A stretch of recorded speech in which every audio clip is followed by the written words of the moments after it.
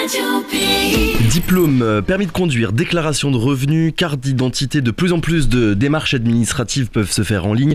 Difficile de se passer d'internet aujourd'hui. Pourtant, de nombreuses personnes avouent avoir des difficultés avec le numérique, au point qu'on parle même de fracture du numérique. Selon l'INSEE, l'électronisme, autrement dit l'incapacité que rencontre une personne à utiliser les appareils numériques, cette situation touche 17% de la population en France et plus de 26% dans les Outre-mer. Pour parler donc de l'accès au numérique en Guyane, nous sommes avec Cassandra Marc de l'association Guyane Click. Bonjour. Bonjour. Pour commencer, est-ce que vous pourriez, et pour ceux qui ne connaissent pas déjà les actions qui sont menées par Guyane Click, est-ce que vous pourriez nous présenter les grandes lignes de votre association ? Bien sûr, donc Guyane Click, c'est une association qui a pour but justement de réduire la fracture numérique sur tout le territoire guyanais. C'est 4 activités. Donc le reconditionnement informatique pour permettre l'accès au matériel. C'est la formation pour permettre de se former sur les bases du numérique, mais également sur des métiers du web. C'est également les espaces de médiation numérique pour permettre aux personnes de faire leurs démarches en ligne, comme vous le disiez, gratuitement, et surtout être accompagnées pour atteindre une certaine autonomie. Et c'est également une tête de réseau de la médiation numérique qui est reconnue auprès de l'État. On est présent en Guyane, mais également aux Antilles.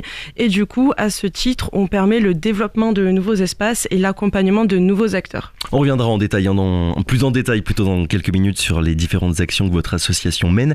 On a beaucoup parlé, Cassandra Marc, du numérique pendant le confinement, avec le télétravail, avec les élèves aussi qui suivaient leurs cours à distance. Est-ce que depuis, vous constatez des changements, que le confinement a permis l'émergence de projets sur le territoire et une prise de conscience sur le fait qu'il fallait régler tous ces problèmes concernant l'accès au numérique ? Alors tout à fait, c'est un problème qui était déjà existant sur le territoire et même sur la France dans sa totalité, mais ça a permis, on va dire, une mise en lumière de la problématique, notamment auprès des publics les plus fragiles, où on sait déjà que la scolarité est beaucoup plus compliquée, et donc vraiment voilà, ça a permis une prise de conscience auprès des pouvoirs publics, des acteurs privés, auprès des établissements scolaires ou même tous les jours.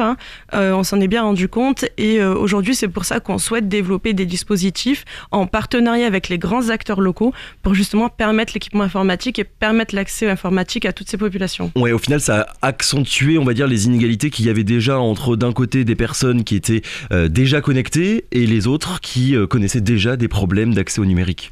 Ah, tout à fait, que ce soit par exemple avec la fermeture des opérateurs publics où les personnes n'ont plus pu pouvoir s'actualiser sur le Pôle emploi par exemple, ou se présenter peut-être à la banque postale pour leur démarche, ou aussi également pouvoir récupérer les cours en ligne comme ça a été mis en place. Ouais. Le premier combat le plus important à mener en Guyane pour réduire cette fracture du numérique, c'est quoi ?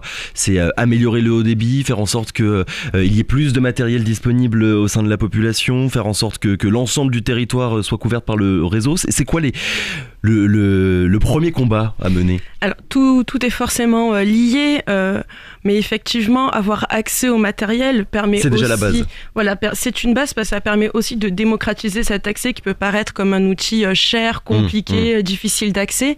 Et déjà avoir ce matériel-là et ensuite gagner en autonomie, parce que d'avoir un matériel informatique c'est bien, puis il faut aussi savoir l'utiliser et c'est pas inné, ça s'apprend. Donc voilà, c'est vraiment les deux bases à avoir pour pouvoir maîtriser l'outil informatique. Et du coup, vous avez commencé à en parler, votre association récupère du matériel informatique, le répare et ensuite le donne à des personnes qui n'en ont pas. Exactement. C'est Recyclergy, donc un chantier d'insertion. On permet de récupérer le matériel informatique non usagé auprès de particuliers, d'opérateurs publics ou d'entreprises. Et les techniciens vont pouvoir reconditionner ce matériel afin de le redistribuer.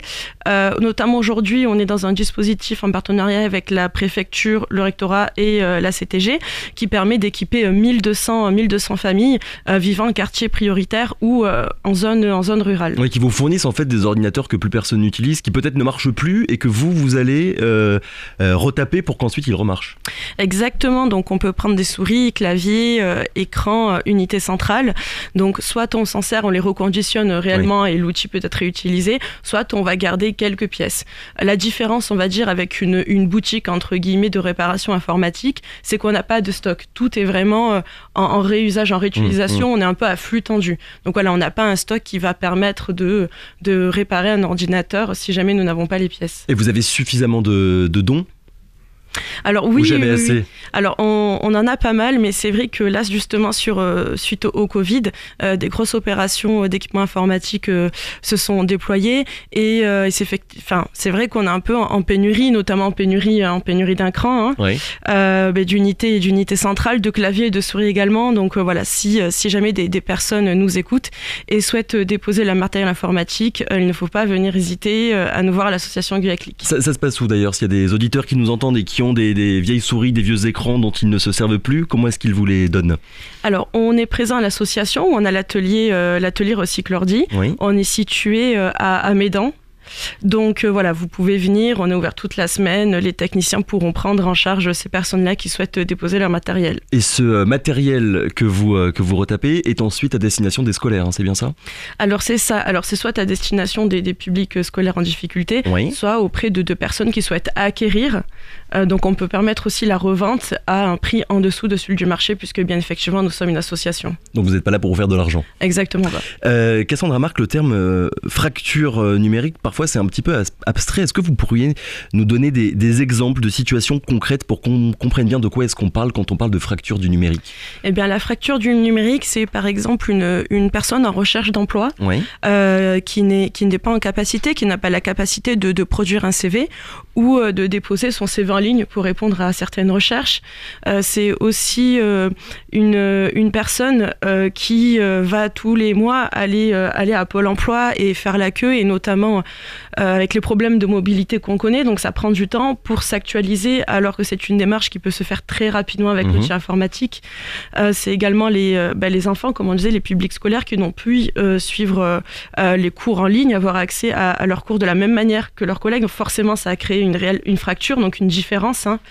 Donc voilà, c'est toutes ces personnes-là qui ne sont pas en autonomie, et ça crée forcément des inégalités. Donc c'est un vrai handicap, finalement, au même titre que l'illettrisme de personnes qui ne savent pas lire ou écrire le français. C'est un handicap véritable au quotidien. Oui, tout à fait. C'est pour ça qu'on parle aussi d'électronisme. Donc voilà, les deux peuvent aussi être liés, mais effectivement, on va dire que l'autonomie et la maîtrise de l'outil informatique de nos jours, on ne peut pas passer à côté. Ouais. Et malheureusement, ces acteurs ne sont pas encore assez développés, ces acteurs de la médiation numérique qui permettent justement de donner cet accès-là aux personnes en difficulté. Oui. Et c'est aujourd'hui notre travail que de vouloir développer ces acteurs-là. Et cette fracture numérique est encore plus forte, évidemment, je suppose, à la fois dans les communes isolées, mais aussi dans tout l'ouest de la Guyane. Alors effectivement, dans l'ouest ou même l'est, on remarque une certaine différence. Au-delà de l'accès à Internet, c'est aussi pouvoir acquérir cet équipement informatique. On le sait que la plupart des boutiques ou des revendeurs sont présents soit dans l'île de Cayenne, dans la SACL ou dans la CCDS, et forcément ça crée un peu cette complexité d'équipement, manque d'internet, mais aussi manque de structuration ou d'acteurs structurants qui permettent de former, tout simplement de la formation. Alors dans le cadre des France Services, donc des dispositifs qui permettent l'accès aux démarches en ligne par le numérique, il y a des acteurs qui sont positionnés, notamment la préfecture avec sa pirogue, France Services.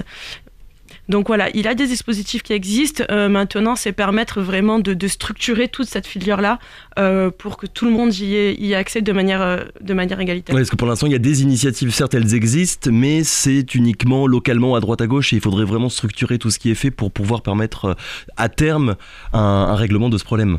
Ah, tout à fait, c'est vraiment pouvoir structurer une filière, ouais. Permettre son développement et harmoniser, créer un vrai maillage sur le territoire. Cassandra Marc, si on vous reçoit aussi ce matin, c'est parce qu'il y a eu cet appel à projet intitulé « Inclusion numérique en Guyane » qui a été lancé pour réduire justement la fracture numérique sur le territoire dont on parle depuis tout à l'heure. Les lauréats vont pouvoir bénéficier d'une offre d'ingénierie projet assurée notamment par votre association. Est-ce que vous pourriez revenir sur cet appel à projet ?